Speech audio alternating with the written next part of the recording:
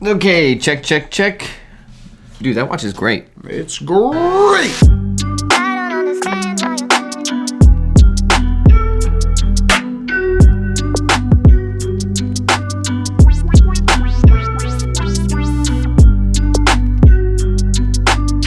What is up, Watch fam? I am Christian, the curator of the Theo and Harris Watch Shop. I am Michael. And he's like so I love the just the vortex of silence after. What is he doing? I think you're going to say something. Michael and I, we are both into watches. If you guys don't know, recently got into watches. So we sit down once a week and we talk about what's going on in the watch world, the news. We react to stuff. We show you old stuff, vintage stuff, new stuff, from movement stuff to design stuff. A lot of interesting stuff going on. And I own a little shop at theoandharris.com where I sell vintage wristwatches and straps. Yeah, right. Gets super defensive. Yeah, no, it's my shop. I own it. I own it. Don't you dare. I know how you people try to steal.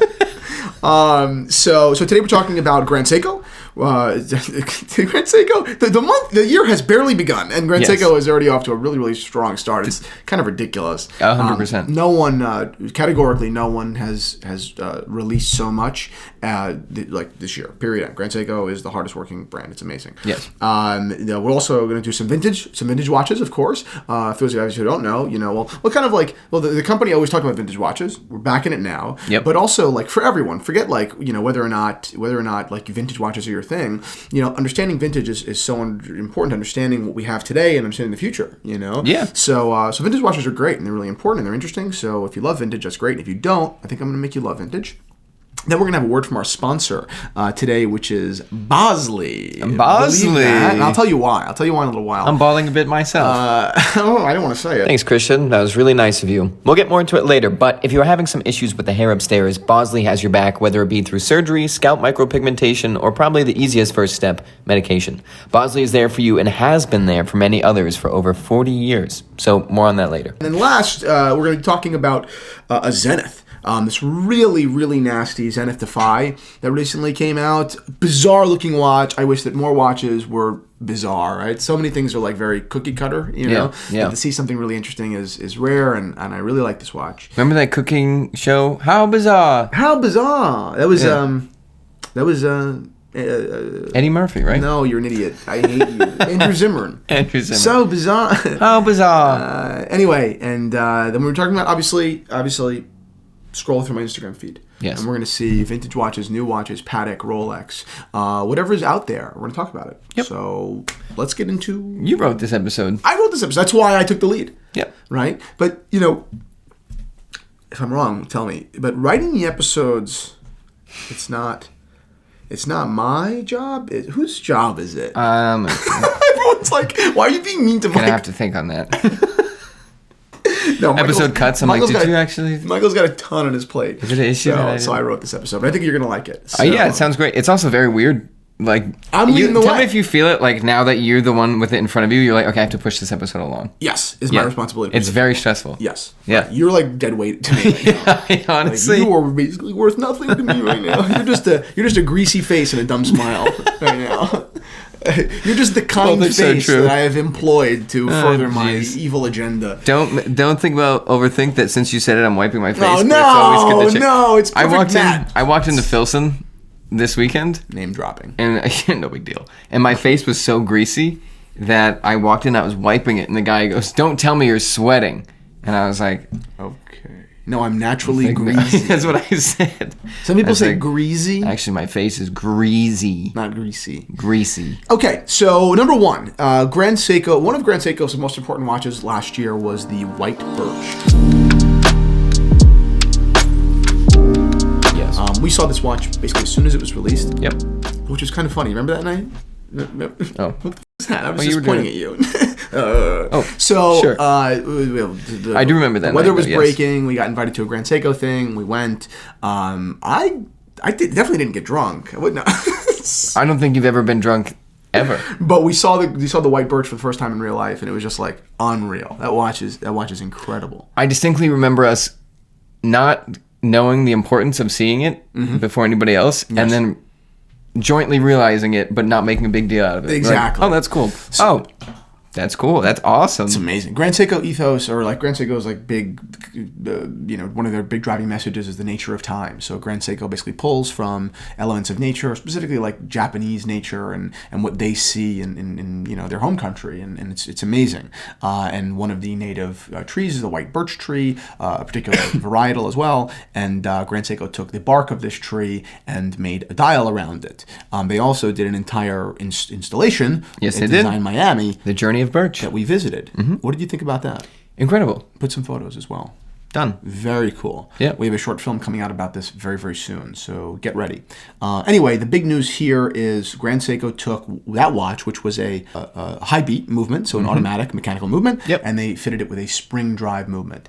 I don't think that anyone, when spring drive was first introduced, and even not just first introduced, but up until fairly recently, it was a very misunderstood piece of technological advancement. Yeah. And people didn't really know how to feel about it. Meanwhile, it's objectively one of the coolest advancements in watchmaking in the last 20 years, or Yeah, it is. More. It's unbelievable. Yeah.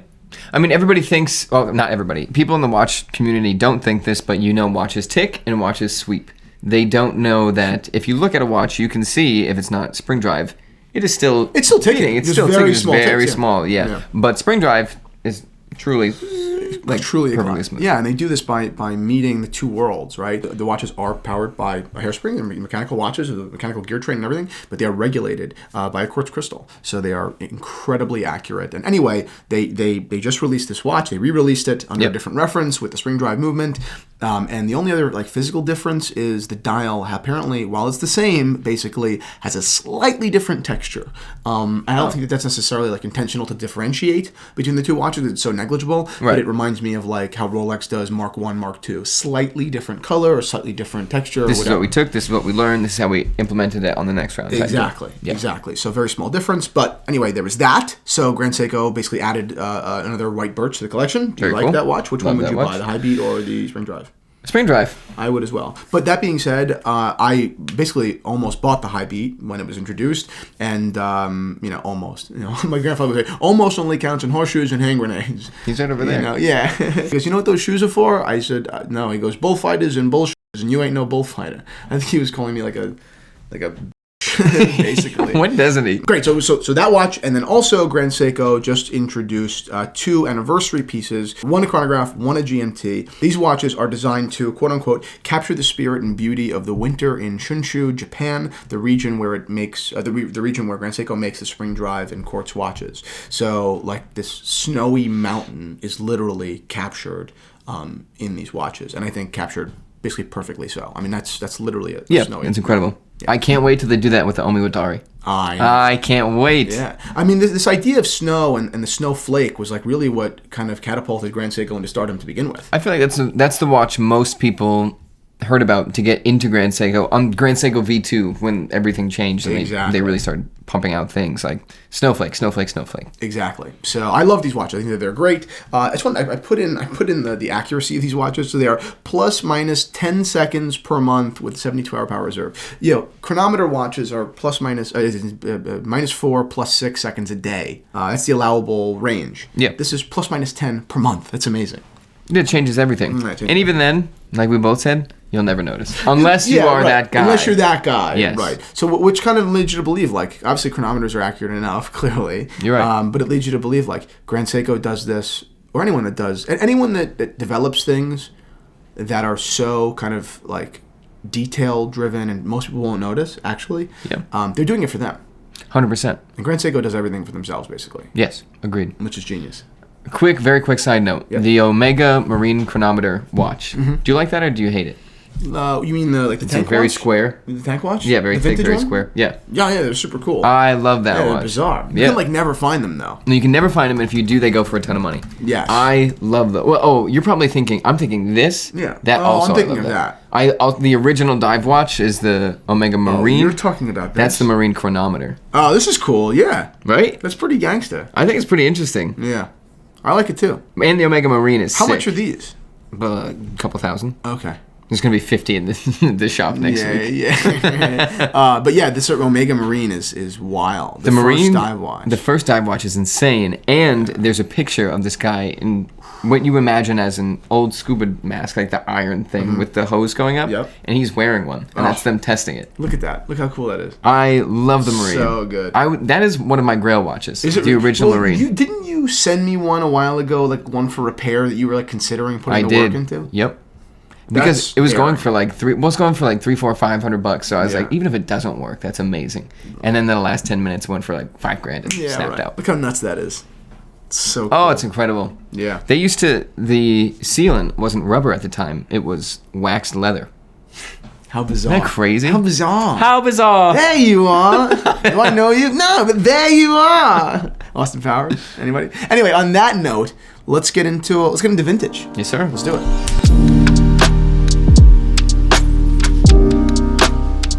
So let's transition to another watch, a new watch, but basically a kind of a re-edition, which is a trend that has been a little bit played out, but honestly, some things were just done super well in the past, and it's cool to have them again. It is cool to have. It's always cool when there's an old model and it's slightly revamped, and the brand didn't destroy the look of it to revamp it. Right. I hate when brands do that, like new and improved, and they changed everything about it. New and horrible. Right. Yeah. So anyway, Zenith reintroduced this watch, the Defy. Now we'll get into kind of like the legacy of the Defy and how it's continued to impact Zenith's current collection, and it has. There's a Defy collection right now, and I think it's awesome. But rewinding, 1969 was an important year for Zenith. It was the year that the first El Primero was launched. Yep. And that's what everyone talks about. It's very important watch history. Took over the movement world. Yes. Chronometer movement world. But it was a high beat. It was like an incredible watch. Not quite Grand Seiko, but it was ticking at rates that watches weren't ticking, right? Yep. So, but it was also the year that Zenith released the Defy. And the Defy is kind of overshadowed by the El Primero. But it's actually kind of funny that the brand put not only all of those resources into the development of one watch that would, become a very important, piece of their history or be like the future. But then also another one. They basically did two separate launches that year. And not just of variations of a watch, but actually of like entirely new collections. New watches, right. Very rare to see that. And I feel like the syntax in which I wasn't alive then, so maybe it was very much, but the syntax in 1969, Defy was a very strong word back then. Now I don't know. I could be wrong, but now I feel like Defy is like the main base for most marketing. Okay. Like Apple, you could have said they were Defy. Right. I get but like in 1969, being like the Defy. Yes. It doesn't sound like other things I've heard from that era, model-wise of things. Yeah, I agree with that. So the new Defy is called the Revival. It's the A3642, which is, I don't know, a little long for reference for me. It's a 250-piece limited edition, and again, it has this octagonal case, it's, the 14-sided bezel, which again sounds nuts, but it actually is quite cool. Yeah. And it's 37 millimeters in diameter with a ladder bracelet. And 37 millimeters is why it's cool. Yeah, it's perfect. Any bigger, weird. 37. Look at the bracelet. How nuts is that? Oh, I love these bracelets. Interesting. Super cool, right? Since the other one was a white background, I thought that was a shine. Yeah, exactly. I was gonna say, wow, they made that scarily like the oyster bracelet, but they didn't. Nope, they didn't at all. Wow. That is a ladder bracelet, and I love that. That's like a metal interpretation of a rally strap. Yes, totally. Also, the date window is perfect. You like that? Do you not? I feel like they could have made it an indice. They could have made it an indice, yes. I think it would have depended, on the movement itself and the location of the date window. Right. But I think they did a pretty good job. It's pretty seamless. Oh, yeah, I don't think it looks bad. The whole thing is you always say, like, this date window's perfect or this one's not, and I'm usually like, oh, well, that is a date window. Oh, no, a date window will kill it for me. I've discussed before, even, Patek's annual calendar, which is a great watch. Was it 5035? Was a watch that I always really, really liked. But, kind of like aspired to own, whatever. And then when the time came to, like, get one or not, I found the date window just so poorly executed that I was turned off. How would you fix that? I have an idea. There should have been one. Obviously there's the color no contrast there. Okay, that's my biggest thing. That's my biggest thing. It's horrible. Yep. And I think there should have been a stepped window, like an actual window. It should have had a drop. It should have had something that connected a visual like level to connect the date window, the actual disc to the dial, and there wasn't. You know that meme going around on Instagram that's like, does anyone else not know if they've seen a good or bad movie? They just can recognize that they've seen a movie. Yeah. I don't think that, but I feel like that date window, that was my opinion. And when you say it like that, I'm like, oh, okay, yes, I see what you're saying. Look at the way Rolex did it with their date just. I mean, it's dropping right down, you know? I mean, yeah, right. People have done it. It's making way for the date. A pretty good job there, you know? Yeah, that step down is huge. Yeah. And then I see exactly what you're saying. Exactly. So it just bridges it all together. And it's a shame that when I see a date window that's poor. So let me see this one. Which one? I see what you're saying. Yeah, it's cool. It's really, the step is the biggest part. The step is a big one. And doing the contrast correctly. Exactly. It's perfect there. I see what you're saying. So great watch. I think that's very cool. Good for Zenith. Good for Zenith. Now, the one thing I wanted to talk about was, you know, the revivals are cool. I like reissues. Yeah. Same thing with AP. 15202, etc. But I think if you're going to be a luxury watch brand, you need to have, you know, innovation, not just in movement, whatever, but you need to have it, you know, in design as well. And I don't want to see you relying too heavily on your old achievements. Otherwise, to me, you are no longer, not that you're not a luxury brand, but you're kind of like, you're just like the rich grandkid. You know, you're the rich grandkid spending grandpa's money. Whereas if you are continue to produce, you are also a successful part of this family. You are a successful era in the history. That's a perfect way of saying it. If you're this is a bad example to say. If your kid took over Theo and Harris, they'd have to sit down and hear stuff. But if you took over a company and you just let it ride, you didn't really take over the company. You maintained the company. Exactly. I feel that a lot. Exactly. Yeah, nothing fell apart, but okay. Like, yeah, great, really awesome. Exactly. They actually say that's the cycle in Silicon Valley. There's the founder who's usually crazy, Steve Jobs, and then once he steps down or passes away or whatever, they take someone who maintains, Tim Cook in this instance, and then they say the next cycle, or cyclically, if Tim Cook stops, the next guy will be another innovator and we'll push it to the brink. Interesting. But there's a cycle of crazy, maintain, crazy, maintain. I believe that. Yeah, it makes sense. So in this example, I think that Zenith has done an incredible job with their Defy collection. Yes. I love their ceramic watches. I love the blue. I love the white. And it's super cool. The chronographs are awesome. They're a little bit big. I think it's 44 millimeters. But look at the dial there. How well executed everything is. It's perfect. Oh, yeah. Yeah, and the blue, what would that be? Just the main plate? I don't know what that is. Yeah, functionally it's the main plate, but there's almost nothing left. Based off of the main plate and then the strap? Perfect. Great. And an integrated strap. Yes, this is a perfect watch, I think. Really. Yeah. I really feel that way. I really want one white and ceramic. Yeah, when do you say, Zenith made a perfect watch? Well, you don't expect that because Zenith is not a premier manufacturer. They're not the most famous. They're not the most talked about. But give credit where it's due. It's an amazing watch. You did a great job. If that had a Patek, AP, VC, anything stamp on it? Oh, yeah. Different conversation for most people. Completely.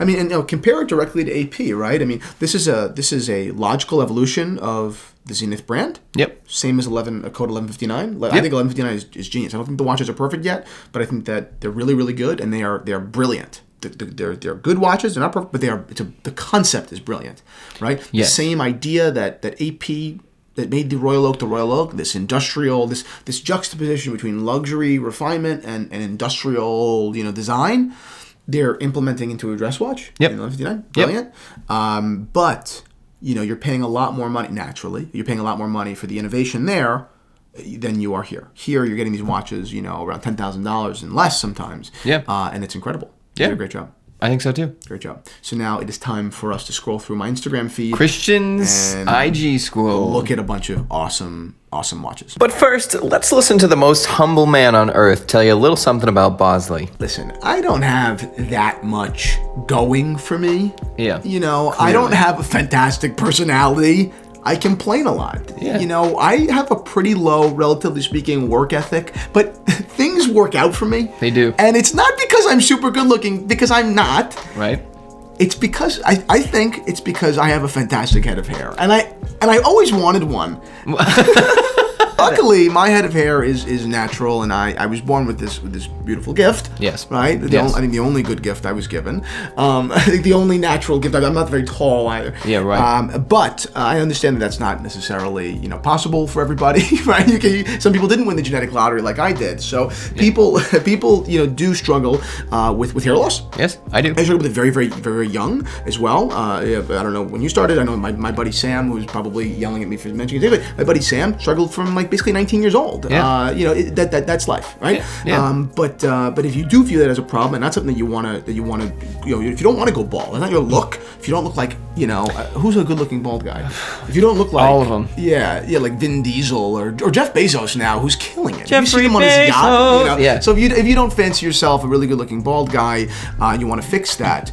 We are recommending that you take a look at Bosley. They are sponsoring this video, and I'll tell you a couple things about why I think you should talk to them. Do tell. So Bosley offers basically two different types of solutions to hair loss. Okay. One is permanent surgical solutions, naturally, like hair transplants. Also non-surgical solutions like SMP, which is scalp micropigmentation, and lower-level laser therapy. And then obviously medication, FDA approved and everything from Bosley RX. Bosley has 70 locations across the United States, but they also deliver these solutions to your home, obviously. So you don't even need to, in theory, live around one to kind of get your hair back right on the right track. They'll just buzz it on over to you. That's the last thing they want to do. Bosley offers an important free consultation, both in person and virtually, which I know that's how it starts. Yeah. Right? Actually, my other buddy John had that pretty recently. The in-person consultation. Really? Yeah. It's again, you have to start there, and it's important that if you do look at this as something that you'd like to change or fix, that you do start soon, because if it is a problem that you have, it's not one that gets better with time.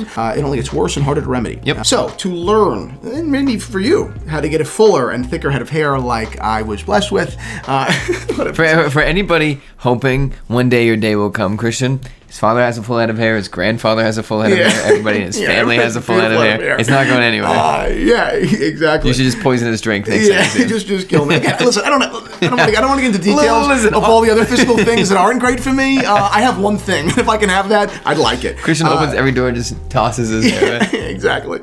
So head on over to bosley.com/Theo and Harris, or naturally click the link below to get your free information kit and the first $250 off of your treatment because we sent you. So that's significant. So I highly recommend you go on over there and check it out if your hair loss is something that you're not exactly comfortable with.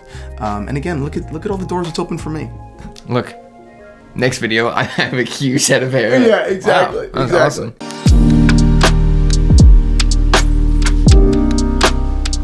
Do you know what this is? That is a Cartier trench watch. I forget what it's called. It's called the Cartier Pasha.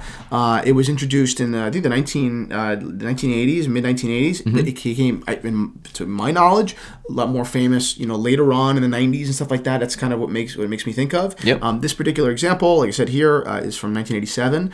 38 millimeter case. But look how bizarre. I actually don't like this watch. I don't like the Pashas. Yeah, they're too nuts for me. I see me at a coffee shop in the morning or afternoon, like on a lazy day, wearing that with someone that I love, just like sitting having coffee. Yeah, it just sounds like you're fantasizing about being with your girlfriend. Yeah, but with that watch. Yeah. But again, like super, like solid yellow gold bullion, like super in your face. Yep. The cage is cool. It definitely does remind us of like the First World War and the trench watches that came out of then.